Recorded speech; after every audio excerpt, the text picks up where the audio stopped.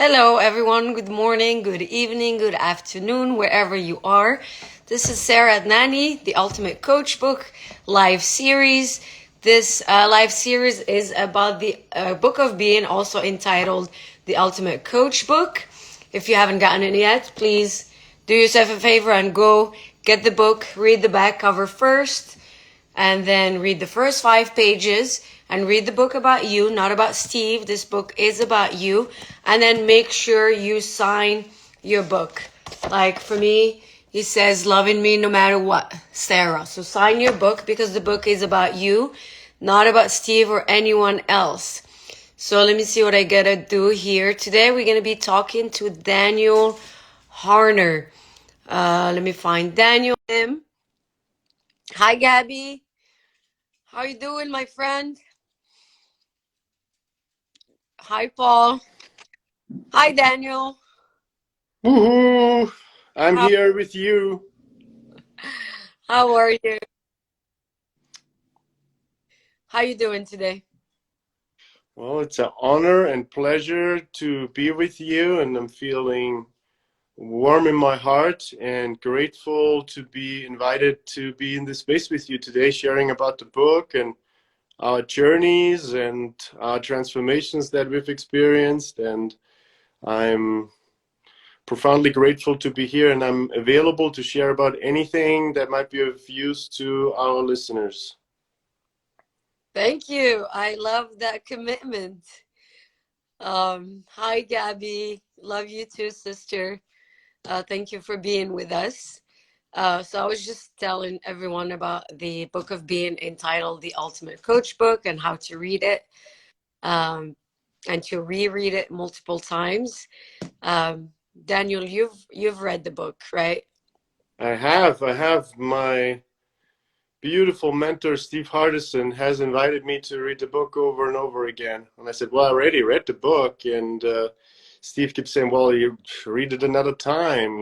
Just last Thursday, Steve shared with me like he's been rereading and re-listening to the book. It's his own story. It's his own myth that he lives in. So, and he even keeps rereading the book. So yes, I have read it several times. Mm. Yeah. Um, I've read it several times myself as well, and every time I read it, something else shows up. Uh, like Yeah. sometimes I actually go back and I'm like, was that there when I read it last time? It was because it completely escaped me. Yes, yes. As they say, you never step into the same river twice. Absolutely agree with that. So Daniel, what are some of the transformations you've experienced through Steve or through the book or anything that might come up for you today and now? Yeah.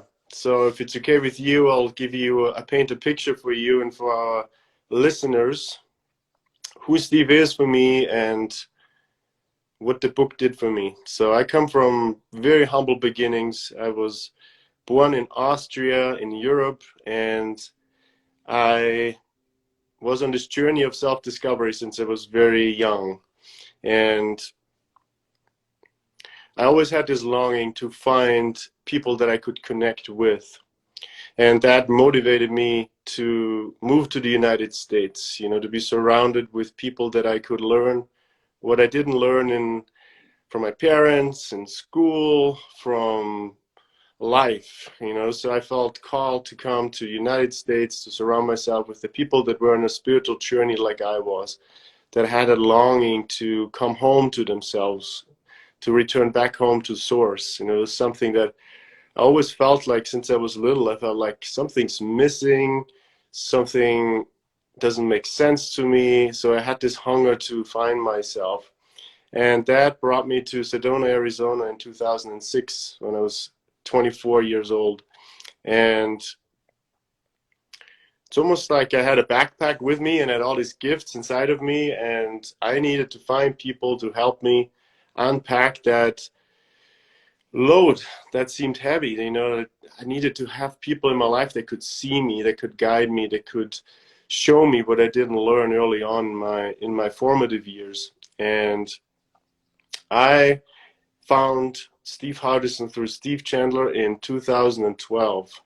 And that was a ray of sunshine. It was like a light at the end of the tunnel appeared to me. And it gave me hope that I was going to be able to create the life that I knew was possible for myself.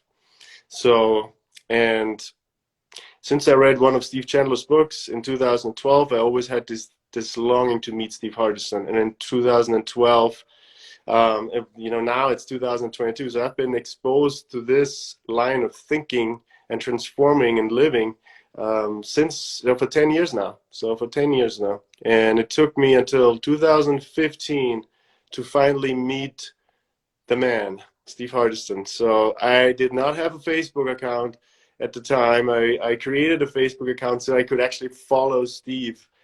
So I could actually kind of find out who is that guy, because he didn't write a book at the time.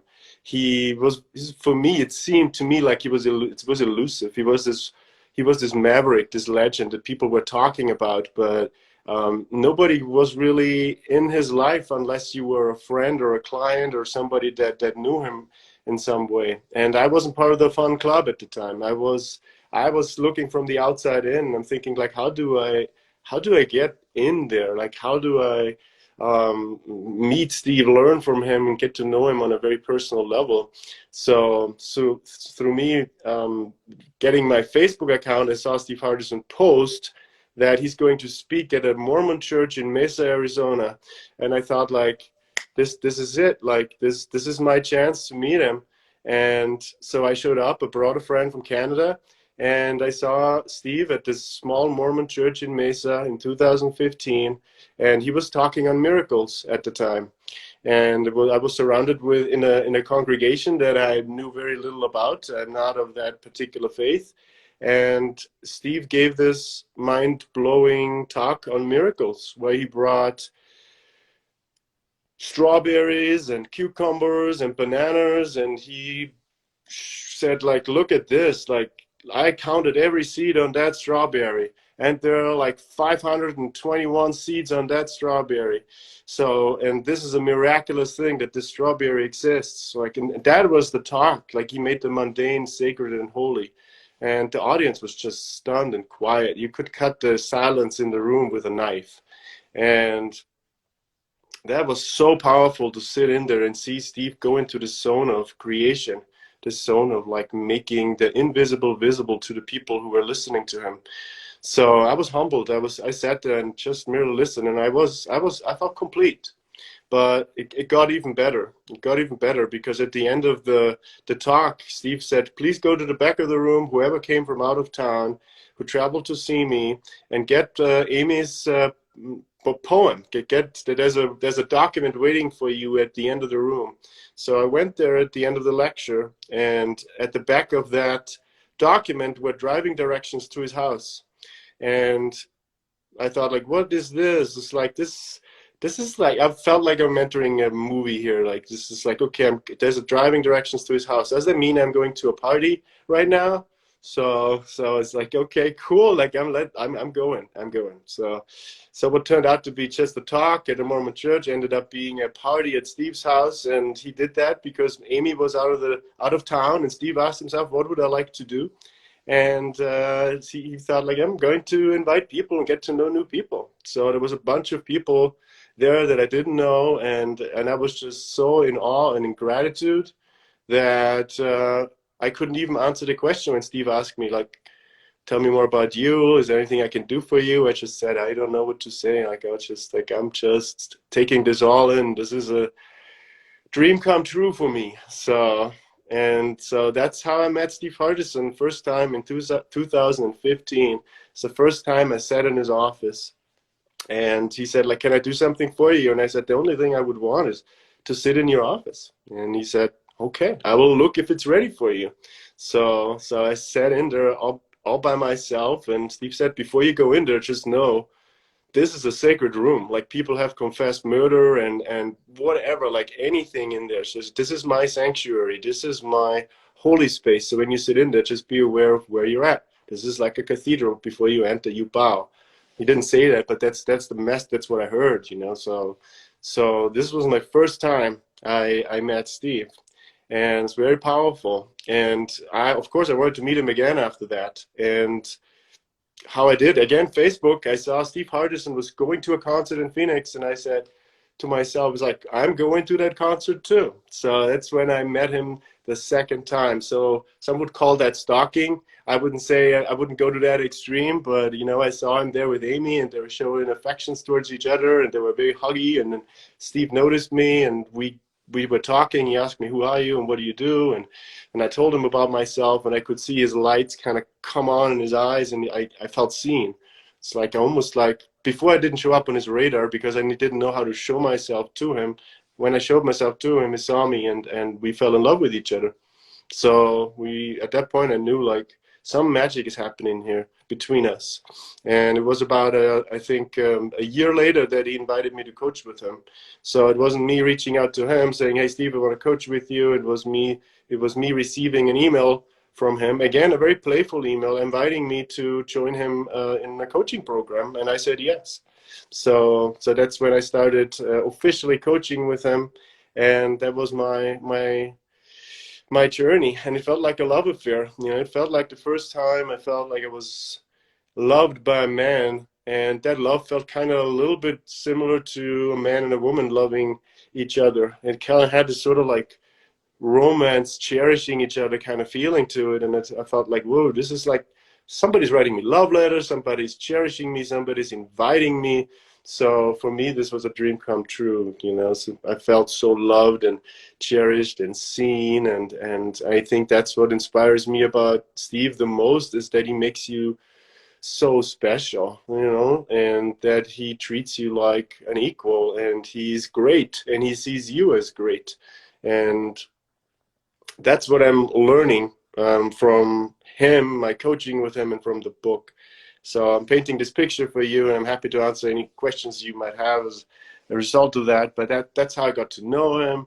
This started all out as a big question mark in my life. Am I going to meet this guy at some point? And then for me to be a coaching client of his is a miracle. The fact that I'm here with you right now is a miracle. Like the fact that I'm in America is a miracle. It's like this is if I can do this, then anybody can do this, right? This is for me. Like I had so many limiting beliefs that I would not be able to pay Steve, and I didn't know how it's all going to work out, but it worked out. I'm here. I'm here with you. I'm with Steve.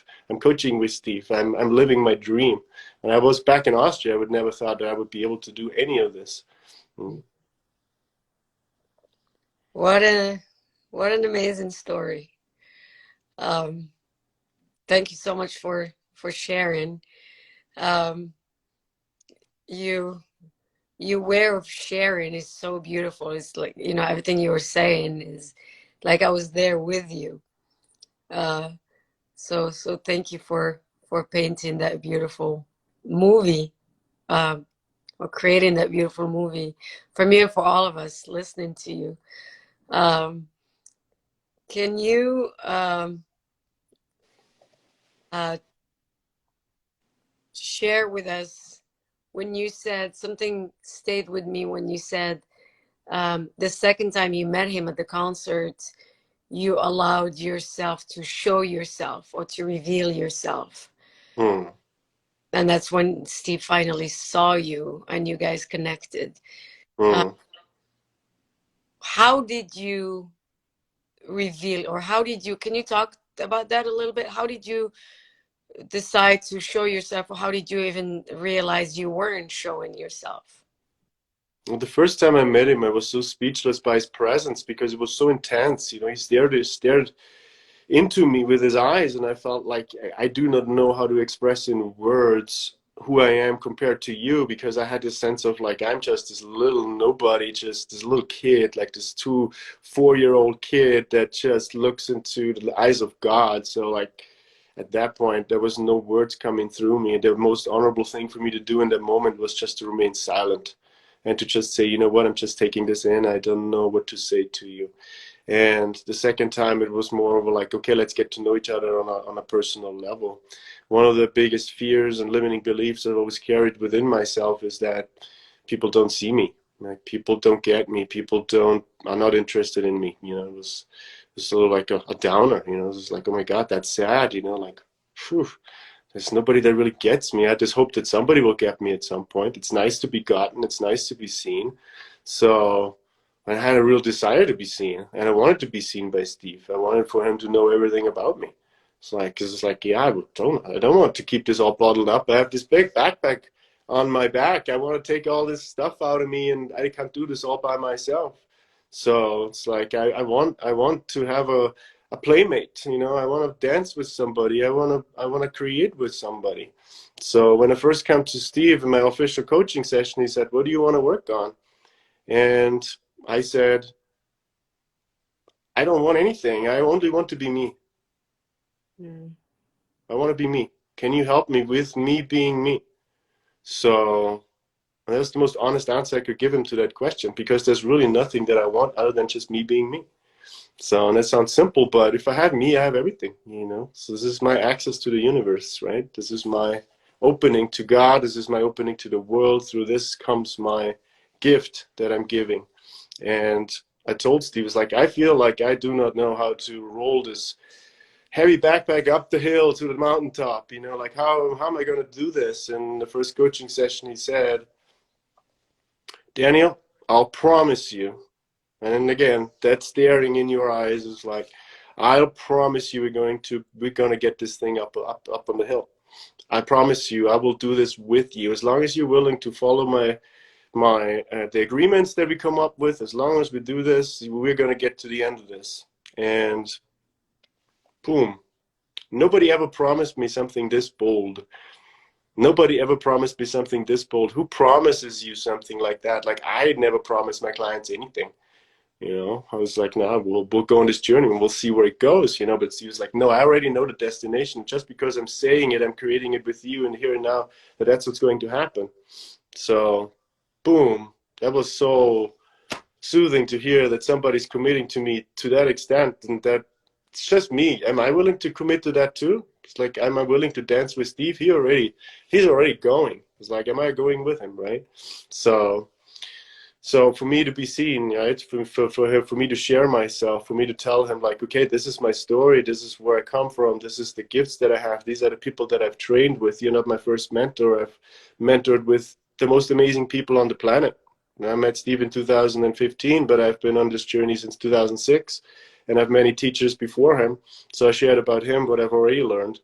And always in my sharing, not quite honoring the fact of how amazing that already is. Always still coming from a place of, well, that's what I've done, and kind of describing it, reporting it, and not really honoring like the full magnitude of who I am and the gift that I am and the amazing potential that I have. So I gradually kind of took stones out of my backpack and gave them to Steve so we could create with it and see how amazing this already is. Like, really honoring and being grateful for what's there, rather than always trying to get to the next thing.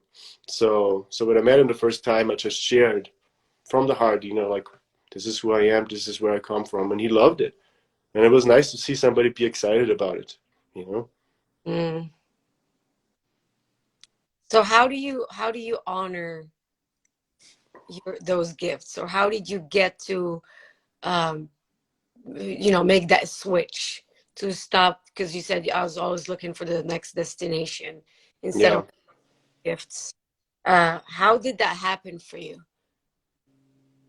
Well, it's a daily practice. If we can be very frank and honest with you, this is still a daily practice for me. Because as a high achiever and as somebody who has a lot of fire in the soul, you always want to go for the next thing. You always want to kill the next animal you want to bring home to eat. You're like, well, you want to feel like there's so much more. Like, I keep telling Steve, like, I'm just at 20% at this point.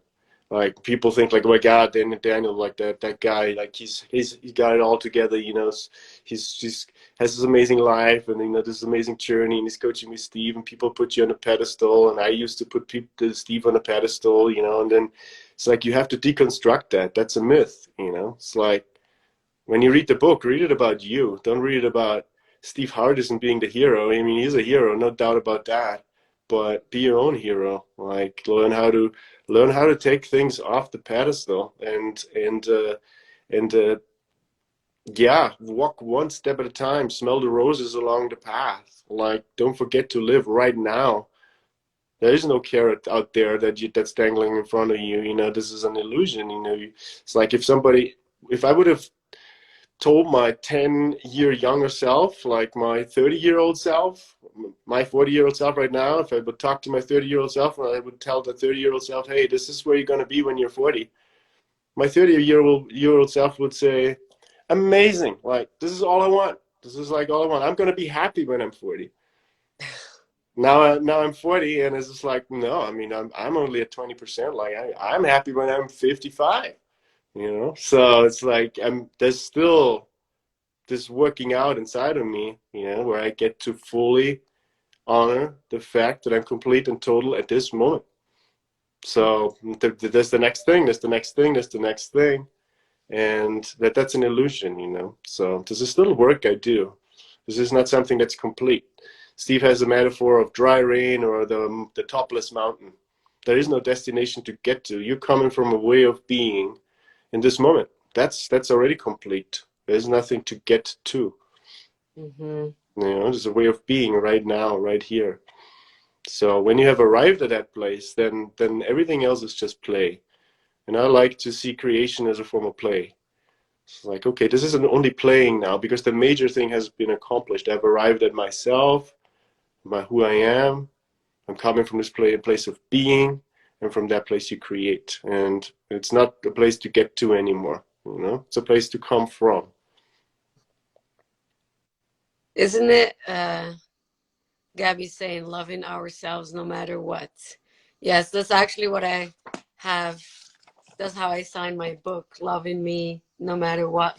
So, Yeah. yes, Gabby, totally. And, you know, as Daniel, you're talking about arriving to this place inside of you. It's so exciting. I remember when I first arrived there, and it felt home. You know, Mm-hmm. finally, finally got it. Um, it's not even a connection. It's a stronger word. It's an arrival. It's one of my declarations is I'm relaxed in my being, uh, Mm-hmm. and I'm lounging on the seat of the self because that's exactly how it feels for me. Um, being Yes. that requires just presence, you know, to even notice who am I being right now. That requires presence. I was talking to someone the other day, and it just came out of me where I said, being present is the mother of all beings, because without being present, you wouldn't know who you're being. Uh, Mm-hmm.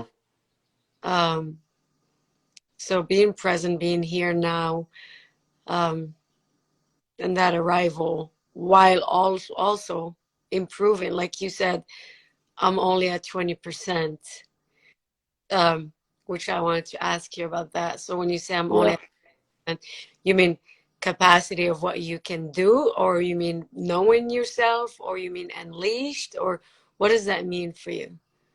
Yeah, that's a great question. I love that. Thank you for this magnificent question. So I'm at 100% when I'm dead. Okay. So it's just the 80% is just between me right now and the unlived life that occurs between now and the time I die. And until now and the time I die, I'll unpack everything that I have in my backpack.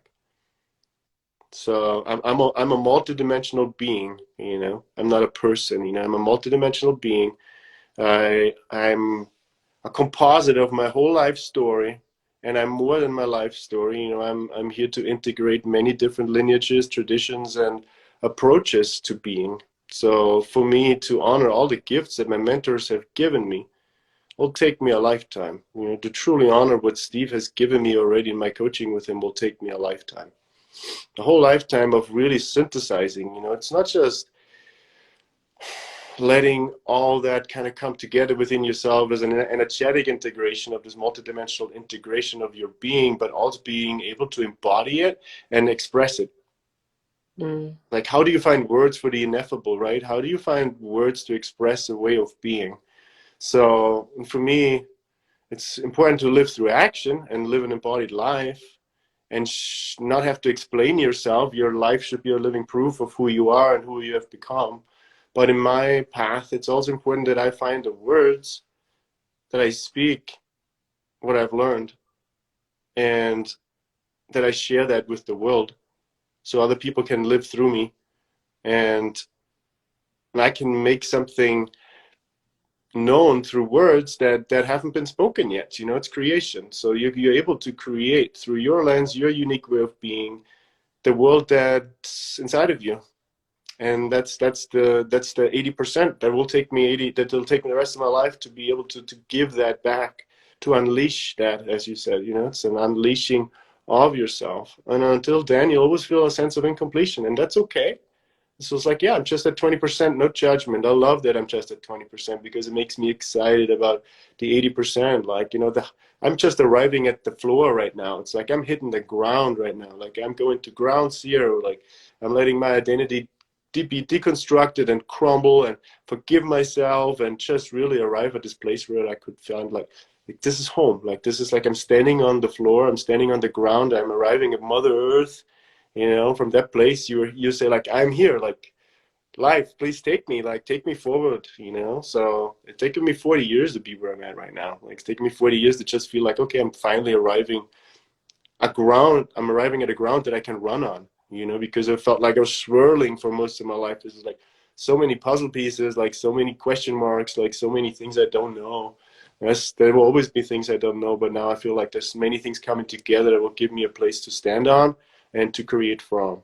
You know? And it's a place for me to start sharing my imperfections and the things I'm still working on, because it's not about completion. You know, it's the internal state is always complete. Life is always incomplete. There's always more to do, and I'm not going to fix the world. You know, I'm just going to give my piece and let that breathe out there.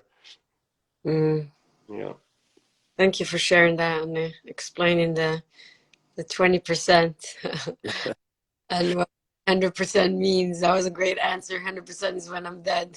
Yeah. Right. Yeah. Um, you were talking about deconstructing. Um, would you I want to say hi to Casey, by the way. Hi, Hi, Casey. Casey. I love you. Thank you for being here. I just make sure I'm not missing Gabby's comment. Unleashing the end lived till I return to the ground. Um, Loving you, Gabby. Loving you, Casey. thank you for being here, guys. Yes. Talking about you were saying deconstructing, right? So I'm constantly Mm-hmm. deconstructing. Would you mind sharing with us something you deconstructed lately, or something, anything that you want to share with us about? Yeah. Yeah. So the deconstruction has been going on for my whole life. So it's like it's a constant process of creating and deconstructing or dying. So it's living and dying at the same time. So to the degree that I can allow myself to be deconstructed and die in the moment, the more I can live. You know, the more I can be in surrender, and the more I can be open to the possibilities that are right in front of me. So when I go to Steve, it's not just that I'm creating. I also have to allow myself to be deconstructed. So many of our listeners who have been reading the Book of Being will be familiar with the declaration or the document that Steve encourages us to create. But that's just one piece of it. So what's even more important for me in my journey in my coaching with Steve has been the deconstruction process. So, and for me, that is really coming to terms with the things that stand in the way to me being great, and the things standing in the way for me to be me. Deconstructing meaning that I have to allow those parts inside of myself that are not me to be forgiven and to be let go of. All the things that I have taken on in this life from my upbringing and from my karma, unlived lives, from lived lives from the past, you know, like that you are seeing it as like, is this a useful thing for me to carry forward into the future? Am I allowing to let that die, or do I allow myself for that to be deconstructed? So, and There's been tons of deconstruction going on for the last 40 years. So, and it still keeps moving through me as we are speaking. So this is like a daily process of letting go and letting go and letting go and surrendering. And the last 3 months of my life have been a serious deconstruction process. Like really coming to terms with parts of myself that still feel unseen and still feel unexpressed and still feel like alone. So, and for me to truly honor those parts inside of me and really um, forgiving those parts of me that kind of keep screaming at me, you know, and letting them be seen by Steve and the world and the people that matter to me in my life, me going into extremely vulnerable places within myself where I feel like, oh my God, this is so raw. I don't want anybody to see this. Like this is seems like messy to me. As judge it as messy or immature sometimes. It's like, whoa, there's parts of me that seem messy or immature.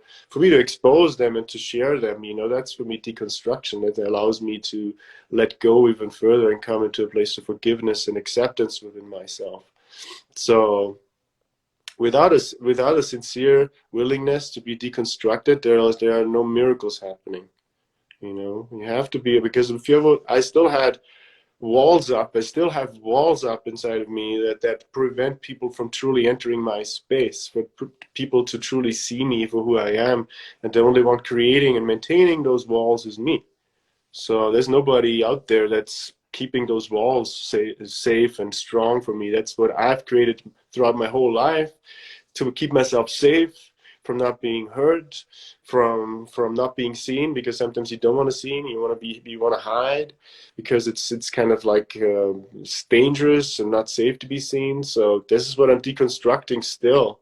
This is what I'm allowing myself to die to every moment, every day. Here, being with you, being live on Instagram, you know, this is like I've never done this before. I'm stepping on a new ground today. It's like, okay, I'm letting myself be deconstructed today with Sarra on Instagram. So, you know, I told you before we went to this call, you can ask me anything you want. Like, I have nothing to hide. Like, there's nothing I'm ashamed of. And if I'm ashamed of something, then there's even more reason for me to share it, you know? So, Well, thank you for sharing, Daniel, and thank you for being here. Um, you know, it's what's catching my attention is in the beginning when you were talking about meeting Steve or meeting him for the first time, or you were walking around the world with this, I'm not seen and I'm not understood and no one gets me. mm, And so that's the story you're telling yourself, right? yes. And then it comes to that realization of I'm the one who's not allowing to be seen or uh, to be understood or to be and that you know that's it kind of like always happens that way, right? Like for me, I used to walk around the world thinking everybody offends me, Mm-hmm. you know, and which also leads to that, like everybody offends me, you know, people don't get me, or um and the real work has been for me when turning things around into I am the one who's not allowing it, and I'm the one who needs to move forward and make it happen for myself and deconstruct, like you're talking about, Mm-hmm. remove those walls, taking responsibility for what's happening to me instead of victimizing us, like, well, no one does it, or Mm-hmm. everyone sees me, and right, and like Yes. I just want someone to understand. Uh, and, Yes. and then finally, you take that responsibility of, well, it is me who's building that wall. So let me go deconstruct it or demolish it or um, get rid of it. And that's where the work begins. Uh, Mm-hmm. and that's, you know, that vulnerability that you're talking about. Because it's hard. It's not easy, at least not in the beginning, to see those things and allow yourself to remove those walls. Yes. I see it like, you know, the Sarah, like without walls, just being herself and being so open and vulnerable. Like that's the most beautiful thing. It's like that is the most beautiful thing. Like with you without any protection, you without any walls. It's like you being you with God, you being one in yourself, you being unprotected by all those beliefs and walls. You know, this is the most beautiful thing, to be with truly you, that people can feel you and see you. You know, this, you're letting the world into your inner space. It's the most beautiful thing. It's the most beautiful gift we can give to the world. I'm forgiving myself for creating such powerful walls around me through this life, because this is one of my biggest judgments too. It's like, why am I so like strong? Like, why am I so protected? Like, why are those walls so thick? Right? But I forgive myself because those walls are so thick, because the inside of my self, there's parts that are extremely vulnerable. You know, for a man to exist in this world with something so soft like that, that's not easy to embrace, you know, because we men, we could kind of feel like we gotta be Batman. You know, Batman, my biggest hero, you know, it's just like, you know, you want to just tough, you know, you just go out and kill and defend and protect. And, you know, that's what I've been doing for my whole life. Protected myself and defended myself, fought a war, like fought all these demons and bad energies. And it's like, yeah, that's great. It's the first half of my life is to be strong and to learn how to survive and to take care of myself. And then you take it to the next level. And then you are open into the possibility that maybe I don't need any protecting. What if I just let myself fall apart in front of everybody?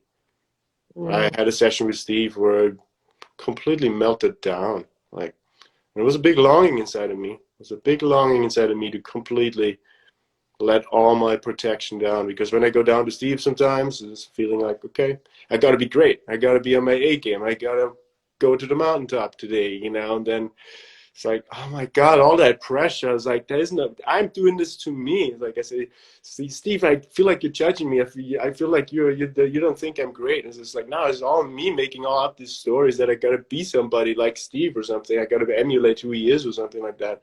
It's an illusion, right? So for me to just sit on his lap and cry like a little baby, and to just feel like a little boy just being held by his dad, and his dad tells him like, Daniel, you're so full of light. You're so powerful, you know. It's just like, that's when you can truly hear it, because you're so small and you're so open and you're not protected anymore by your own judgments. So that's the cool coaching creation that can happen between two people when you're really willing to go to where it's uncomfortable, you know. And for me, this is very uncomfortable to be vulnerable like that. So, you know, I love that about me, and I'm a work in progress. And I love myself as I am a construction at this moment. It's so interesting because for me, you seem very vulnerable. You seem Oh, very comfortable being vulnerable. Um, so is that not true, or do you, are you, or do you think you're not vulnerable, or is it? I guess the question is, are you not uncomfortable being vulnerable? Really? I think it's like a love-hate relationship. So my old identity that is deconstructed right now and that is dying is really a Batman mythology or a Christ mythology in a way. Where you kind of like be strong, and then you at the end you die on the cross, and then, you know, it's like it's tragic. You know? So the new me that's emerging is really a complete freedom, a complete freedom to unleash all the parts inside of you that want to live. It's like me giving birth to myself, me letting myself live the way I am. And it's not even like me, you know, this is like not about me. This is not about me. This is about just energy flowing through me, me being a servant of the divine, me being an embodiment of love, and me sharing myself as this unique being that as God created me.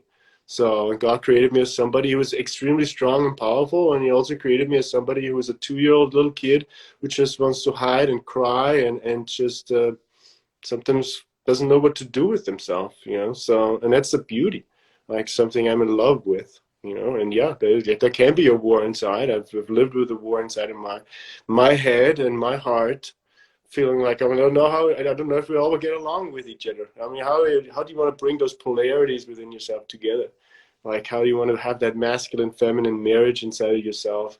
That's where when they kind of just dance with each other, it's like this humming sensation. You feel like, oh my God, it's so beautiful. When they're not getting along with each other, it feels like everything's hard. So no, it doesn't come natural to me. It's something I need to practice. And I think I need to practice this in my friendships and my intimate relationships and my clients, that I'm willing to take myself off the pedestal. It's not serving them. Sometimes it serves when you're on the pedestal, and it's great that clients see you as amazing. And I want to just work with you because you're the most amazing person they know. But then there comes a point when sometimes it's a limitation that they see you as great and amazing. Sometimes you just have to make yourself extremely small and vulnerable and just tell them, like, you know what, this is something that's challenging me right now. This is something that's difficult for me right now. And you give somebody a gift by taking yourself off the pedestal. And I've really learned how to do that over the last 2 years, to let that be deconstructed. I don't have to have it all together. Don't have to be that professional. And that was one of the reasons why I wanted to work with Steve, because in Steve's room, anything goes. Can be crying, screaming, fighting. I mean, I won't use any profanity, but anything goes. It's like complete freedom to be. So Steve has no limitation or inhibition. He's just himself. Like there's no in the boxness.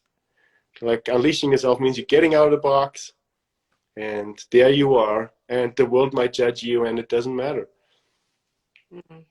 because you're you at that point. So you are inside of yourself. The less you are inside of yourself, the more you care what other people think. And if you're full of yourself, then you're free from the world. You're just free to be yourself. Right.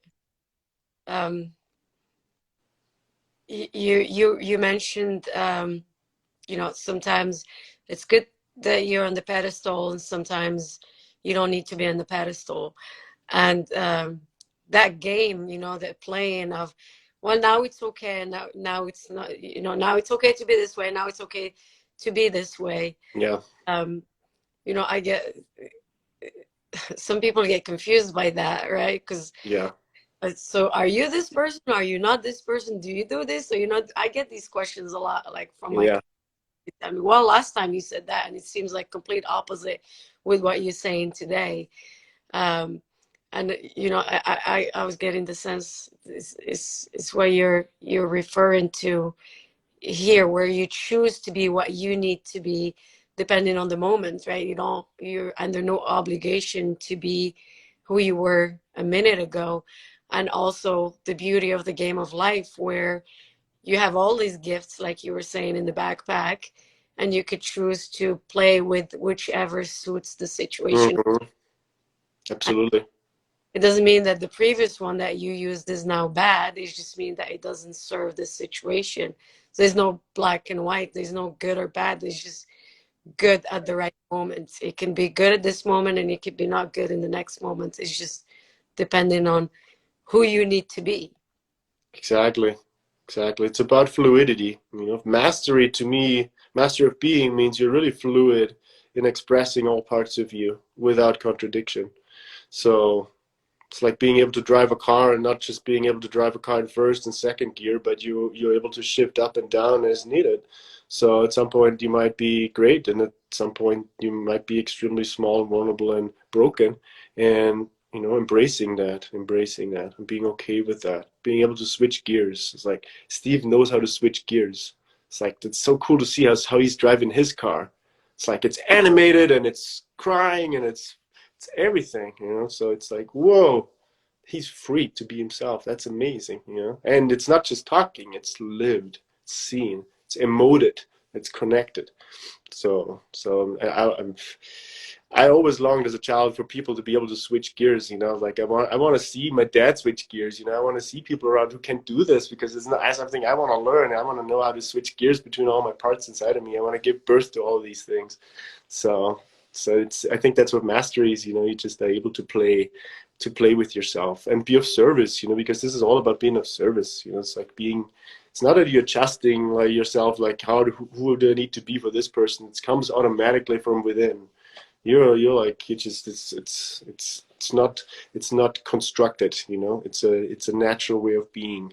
When you're in this mastery zone, it's a flow zone. Just you're in your zone. You're being yourself. Mm, right. And the ability to allow it too without judging it, because then the moment you think, well, I shouldn't be this way, right? This should, or I'm Yeah. this to flow through me, or what are they going to think, or I just acted the complete opposite way a few minutes ago or yesterday. Yeah, you have to be willing to be a living contradiction. It's okay to confuse people, because it wakes people up. Yeah. Like, who is that person? Like, who is that person? I mean, it should be it should actually kind of leave a little dent sometimes. It's like, wow, it's like, I don't get it. I don't get him. And that's fine. It's cool. Like, it's nice. It's like you want to be a little disruptive in a good way. Yeah. Right. Yeah. That's freedom. Yeah. That's that that comes from realizing you're free. Yeah. Uh, and you seem able to shift gears masterfully now. Um, Well, thank you. can you share with us talking about shifting gears, and you spoke earlier about you practice this daily. Hmm. So what are some of the practices that you do daily? Yeah. Well, I've been certainly discipline has not been a weakness of mine. So I've been pretty disciplined with my daily creations of my day. So for me, it's really about honoring all parts of me, my multidimensional self, my multidimensional being. So that includes body, energy, emotion, mental, and spiritual components of my daily work. So I make sure I'm I'm physically well, and should make sure my energies are balanced. I make sure that I feel my heart and I feel my feelings, and I make sure my thoughts are in the proper place, and I make sure that I'm open to source energy and God. So I want to honor all parts and all levels of my being. So when I live my day, I want to make sure I have all my needs met, and that's been a lifelong practice, because sometimes I was more on the, well, I'm creating my thoughts, and then your heart doesn't feel good, and you have to go back to your heart and you make sure that you're feeling what's in there, because this might not be logical or rational or powerful. Sometimes this might be extremely raw, and you just stay with that. And then sometimes your body might need attention, and sometimes you might have to do qigong or go swimming, to get your energies right. So it's for me a real switching gears again between what I need. What do I need? Can I truly listen to myself in this moment? Because if you don't, you will not be able to drive your car the way it wants to be driven. If you want to maximize your life, you have to create a practice that is multidimensional, or honoring of all parts of yourself. So for me, this includes a lot of, I've made my spiritual practice really a kind of more like a wellness spa at this point. So it's like, I need to be in love with this. And I love going to a spa or a wellness retreat center. It's just like, yeah, I can relax and enjoy myself, and I can expand, and I can honor my body, and it feels good on every level. So that's how I'm in love with my practice. It's not just like, oh, I'm a monk and I follow these routines every day, and I've done that too. So for me at this point, it's more like I want to get out in the morning, out of bed, and feel like I'm excited for my spiritual practice. So it's like, a spiritual practice is everything, right? The ceremony of life is everything. It's not just my time on the cushion. It's like when it's everything becomes one thing. So, and you got to be in love with it, because otherwise, what's the point? Otherwise, it's not worth doing. So I can go a lot more into my practices, what I do every day, if you want to, but I don't know. I don't know if you really want to know, because that might be another podcast or a live conversation. Yeah. I guess the question is, how do you fall in love with your spiritual practice? Yeah, that's a good one. Because you have to really show up on the mat, or on the battlefield, or on the court with yourself every day. So to actually make that fun is actually not that easy. I mean, it's easy. It's a limiting belief that it's not easy, but yeah, it takes practice to fall in love with that. So for me, it's an attitude of promising myself that I will take care of me and all parts of me no matter what. The only time when it's not fun is then when I don't have all parts of myself enrolled. So let's say my spiritual practice is one-sided, then other parts don't want to join the party, right? So it's just like, you got to make sure all people are invited to the party, right? It's just like, so it's like, okay, no, this is the party. Everybody can come in here. So all parts of me are welcome. All parts of a multidimensional being, of a multidimensional self. So if one like let's say I have 5 kids, like all kids get equal attention whenever they need it, and some kids might not need that much attention, other kids might need more attention. So for me, it had to do with a lot of inner child work, to be honest with you. So my spiritual practice had a lot of time. I needed to start listening to myself a lot and really taking all voices inside of me seriously too. Not just say, "Well, this is something I don't want to at least listen to." It's like, no, being with that, like truly being with yourself, truly learning how to listen. So that's when you fall in love with your spiritual practice, when you know that all parts of you are getting attention. So nobody has to be left out.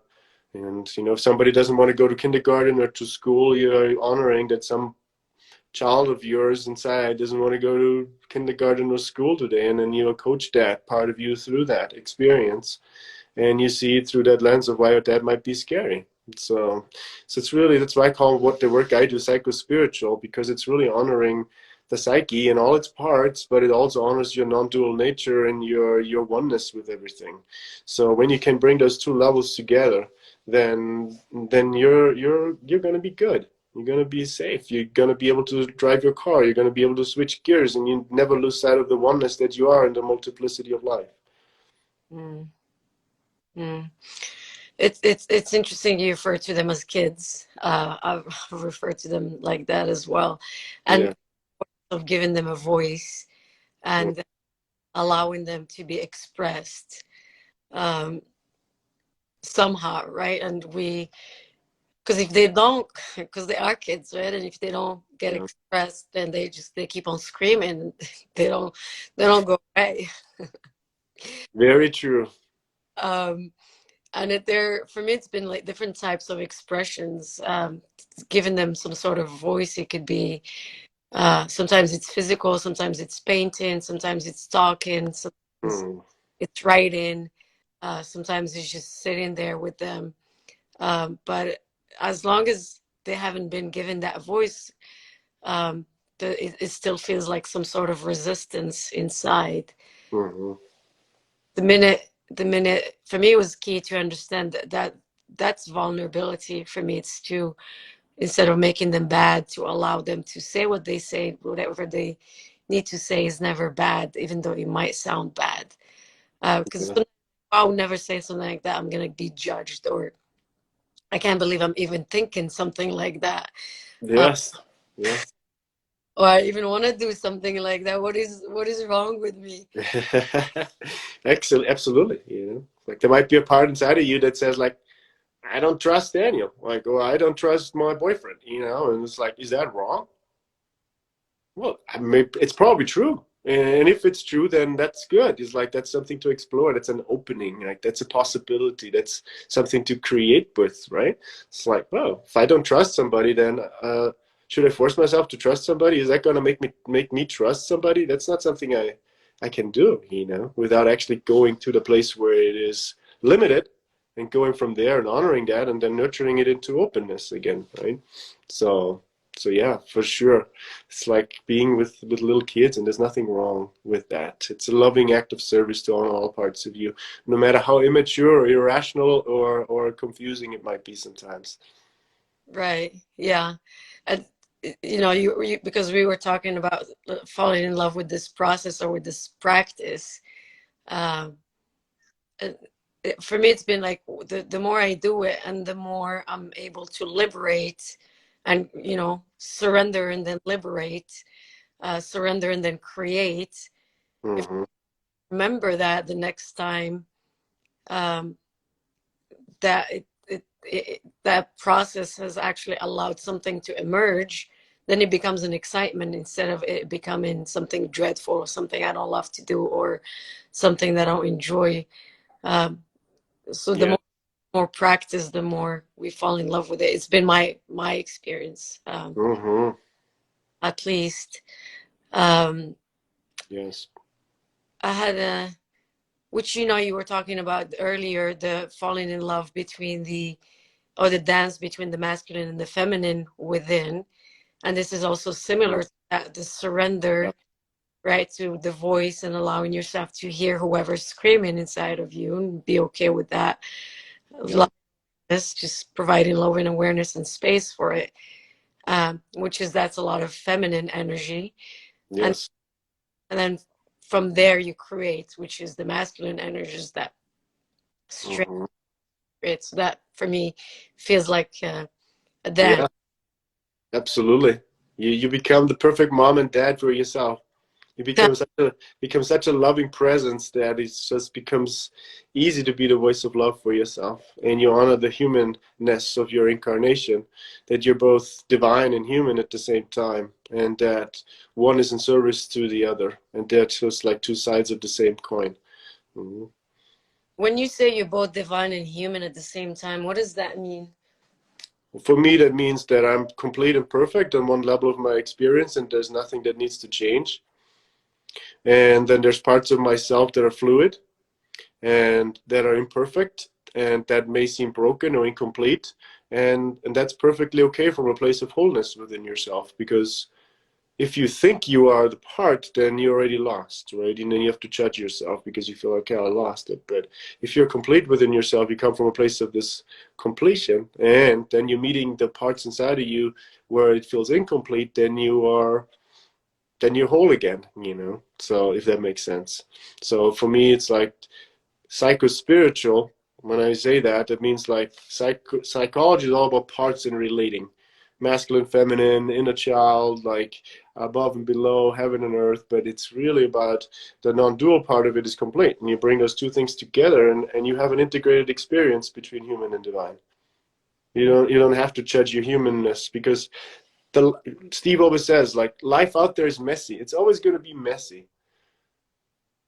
That's totally fine as long as you come from a place of coherence and completion within yourself, because then you can meet life with the oneness and the unity that you are. You're coming to an incomplete life that might be messy, and you create with it from that place, right? So my certain parts of myself, the human part of me, might be flawed and messy and incomplete maybe for the rest of my life. Can I be okay with that? I hope so, because otherwise I'm going to be fighting myself for the rest of my life, you know? And accepting also the fact that whatever is broken or incomplete or wounded inside of me is a teaching tool. God's using these parts inside of me to make myself relatable to other people, because other people connect through weakness and vulnerability.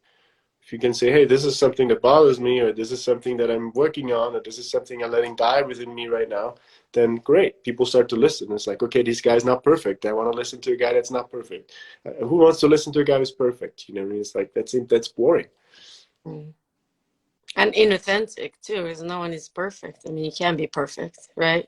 Yes.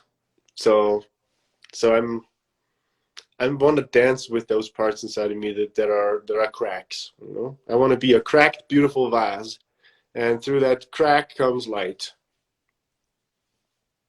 That's for me. That's mastering creation. It's like, this is cool. Like, I'm an imperfect being. I'm a perfectly imperfect being, and I'm completely okay with that. So, uh, what is next for Daniel? Well, for me, it's all about embracing and loving and forgiving and letting go at deeper and deeper and deeper and deeper levels inside of myself. So still toning down those parts that want to drive forward and that want to be better or perfect or faster, you know. So just letting those things crumble and learning how to trust life at a very deep level, that I'm being moved by the divine. I don't have to move myself. I don't have to push and get things done the way I used to in the last 40 years. You know, there's a more relaxed and easeful and peaceful way of being that I'm allowing myself to go deeper into. That means a lot of surrendering and just non-action, and then letting things settle, and then coming from a place of even more profound action from that place, and more powerful service from that place. So I'm just letting still parts inside of me just settle, and coming deeper home to myself, and creating from that place of wholeness rather than creating from a place of wanting to be better or wanting to be more perfect. So I'm still learning how to love myself deeply and profoundly. Like Steve would say often, like, self-love is the most important part of spirituality. Like, it is the centerpiece. So I still notice judgments within myself, and I am committed to loving myself through all judgments as they come up, you know. And believe me, they won't have an end anytime soon. There'll be more of that. So When you say Yeah. faster, better, you said three things: fast, better, more perfect, right? Mm-hmm. Right. So these things are inside of us. Like the faster, the better, the more perfect. Uh, Yeah, is there a place, in your opinion, where those things actually serve you? Or absolutely. Absolutely. It's like a race car. You know, I have been given a race car in this life, Mhm. and I am meant to learn how to drive the race car. But I'm not going to learn how to drive a race car if I want to shift to the fifth gear when I'm ready. Only my skill level is only to be at gear number three. You know, so it's about learning how to discern where you're at and be fair with yourself and not hold yourself to a standard that you're not ready yet to play at. So just knowing I'm at 20%, there's 80% left, and it's okay. I don't have to be at 100 at this moment because I'm not dead yet, and I don't want to be dead yet. You know, the next thing is to be at 21%. You know, so it's just learning how to move with life and the way it's fair to me, and it's realistic too. You know, Mhm. so it's like the fast car or wanting to go fast is not inherently a bad thing. You just have to learn how to absorb that without letting that kind of be something that works against you. It's like it's very strong yang energy, right? It's kind of wanting to push forward. It's like wanting to like destroy and kill and conquer. You know, it's like all right, you have to come from a place of love, and holding that from a place of love. If that comes from ego or from wanting too fast too soon, it's still an immature place that I would be creating from, right? So it's like I want to be like it's like somebody's 14. It's like I want to be 18 so I can drink. It's like, well, you're 14 right now, or 21, and I'm in the United States. So it's just like, all right, let's be patient here. So it's like we're gonna get there to the finish line. Let's just enjoy life for a little bit. Yeah. You mentioned this thing about um, faster. Yeah, I'm just on the third gear. I'm not. I don't need to be going on the fifth gear yet. I need to just stay on the third. And so this like you needing or you're this thing inside of you where you like to go faster, right? Yeah, Uh, it's a pattern and it's also a skill, right? Because there are times where it serves you and there are times where it uses you. Uh, exactly. so discerning when you're the master and when it's mastering you. Exactly. We're not trying to get rid of it, and there's no way we're gonna get rid of it. Daniel is just someone who has this energy inside of him that also likes to go fast. All right, Yeah. so that's not going anywhere. It's just about being able to master it, and this, I'm talking about this, and it kind of like just hit me yesterday Mm.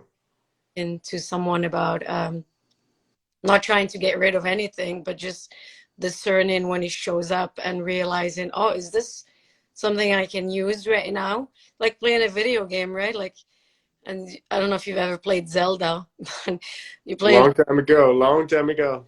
it, right? And you find something and you're like, oh, can I use this right now? Does it serve me or not? It just shows up and you decide if you leave it on the floor, if you take it along and use it, but it's there, right? It's like inside of you always available and it would show up sometimes without you asking for it to show up. Mm-hmm. Exactly. Um, so what is Daniel creating now?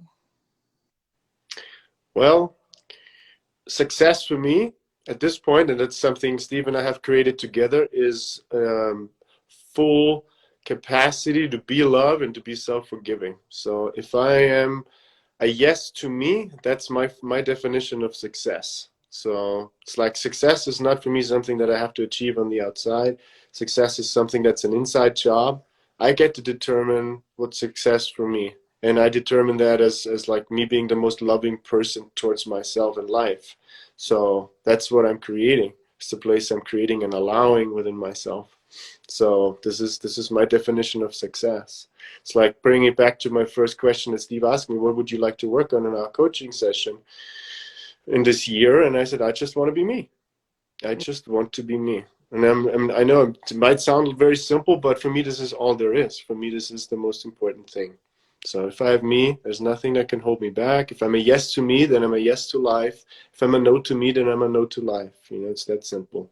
So for me, it's converting myself to a full yes inside of myself, getting all parts aligned, and just having this joy and this humming inside of me that just says, yes, I'm here, I'm available, life take me where I need to go. I'm ready for the party. Let me dance.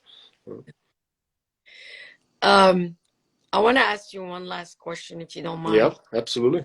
I reached out to you a few weeks ago about doing this live, and you Yeah. said, I'm not in that place right now. I'm in the vortex. Mm-hmm. Would you mind sharing a little bit about that? Yeah, for sure. Well, I've been in Vortex for a very long time. And one of the reasons why I did not want to be on social media very much was really because I felt like I'm under construction. Like I don't want to be seen. Like it's like there's just so much going on and so many pieces I am aligning that I don't know how to verbalize and share from a place where I felt like that is coherent. So it's like a lot of pieces were coming together over the last 15 years and are still coming together in this moment. So, but for the last 3 months, I've been in a spiritual vortex, and I said to you, it's like let me let a few things settle here because a lot of walls have been torn down, and I actually don't know what kind of ground I have underneath my feet at the moment. So, and it had a lot to do with very early disappointments that I kind of kept resurfacing inside of me, kind of feeling like not feeling loved and kind of getting disappointed by a friendship that I was um, placing a lot of confidence in, and then I felt like, okay, that this is not working. I kind of felt in some ways it kind of brought up a lot of question marks inside of me. So it's like, whoa, what does that mean now? What did I create here? And then I kind of like, oh, do I trust myself now because I created this? So I had to kind of like move through these movements inside of me so I could feel like, okay, boom, lights are back on. I'm here. Like this is who I am. Sometimes you might go a little underwater sometimes and feel like I'm swimming in deep waters right now and I don't know if my light's fully on, and that's okay sometimes. Just feel like, okay, I'm not available at the moment. I'm not available to converse coherently because I'm in a very deep process inside of myself, and I'm honoring that. It's not like I'm hiding. It's like, no, I'm just being me. I'm just honoring my existence. I'm honoring my process, and I show up when I'm here again, fully for you as it is today. So because now I can articulate myself better, and my light's back on. So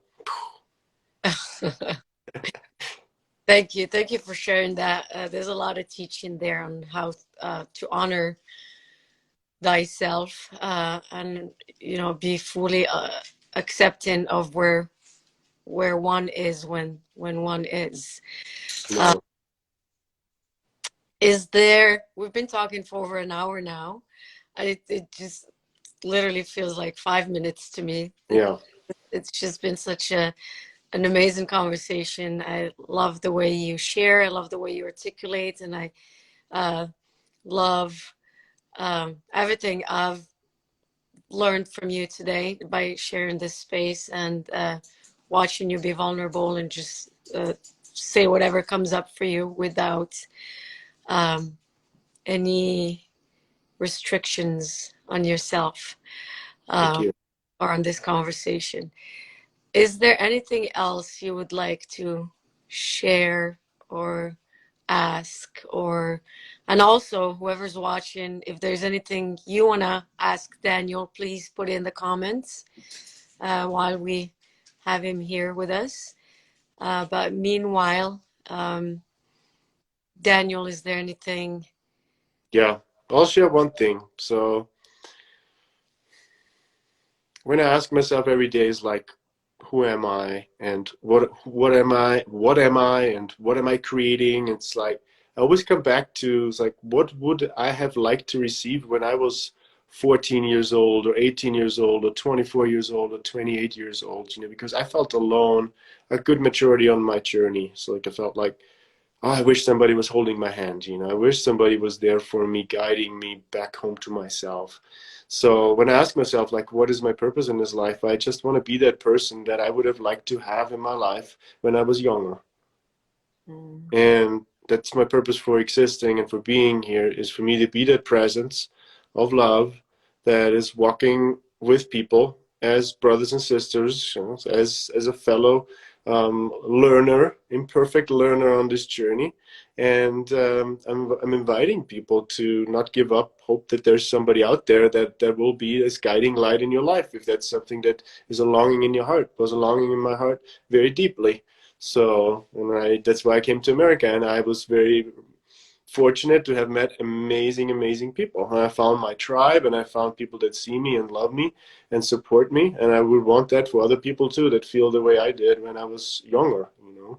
So, and if anybody wants to reach out to me and communicate with me or ask me more questions, I'm available. So people can contact me over Facebook, or they can go to my website, danielharner.com, and, you know, start a conversation. So that's really one thing I'd like to share and leave the audience with. Thank you for sharing, Daniel. And is there anything we can do for you or I can do for you? Well, you have been extremely sweet and creative and easy to talk with and talk to. So I want to honor you for showing up and being of service to the Ultimate Coach Instagram group. You know, you're doing this not for recognition or for anything. You're just sharing from your heart. You're showing up. You're making this available. So without you, I wouldn't be here today sharing this. So you're already giving me an immeasurable gift. And I should ask you the question if there's anything I can do for you. And you're always welcome to take me up on a conversation, or to just say, Daniel, can you help me with something? I'm here. I'm here with you in this journey, and I just want to honor you and thank you for arranging that today. So I'm not taking this for granted. Thank you. I fully receive that. Uh, Thank you, Daniel. Everyone who's been here with us, thank you so much for being here. This is Daniel Harner. Hi, Gabby. I love you. Thank you for being here. This is Daniel Harner. As you've been with us for the past hour, 15 minutes, you realize how amazing and incredible Daniel is. You can find Daniel on Instagram, on Facebook, on his website, danielharner.com. Feel free to put that in the comment, Daniel. People want to find you. It was really an honor conversing with you and sharing this space and listening to you speak.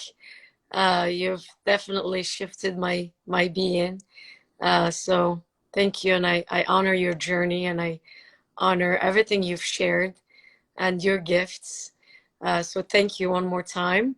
Again, this is part of the live series of the Book of Being entitled The Ultimate Coach Book. If you didn't get it yet, please get it. If by any chance you're struggling with getting it, or you're struggling with money or anything like that, please reach out to me. I will be very happy to gift you a book. Please just don't hesitate. Raise your hand, and like they say, closed mouths don't get fed. Just let us know. We'll send you a book. When you get it, please follow instructions. Read the back cover first. Okay, this book is about Steve, but it's about you. And then read the first 5 pages and then sign it. This is my book, so I'm signing it, loving me no matter what. Okay, and sign yours as well. I have many other books laying around here. Again, if you need a book, just don't hesitate to reach out. I'll be very happy to send you one. If you don't know, we have an amazing experience in London called The Ultimate Experience. It's coming up April 30th.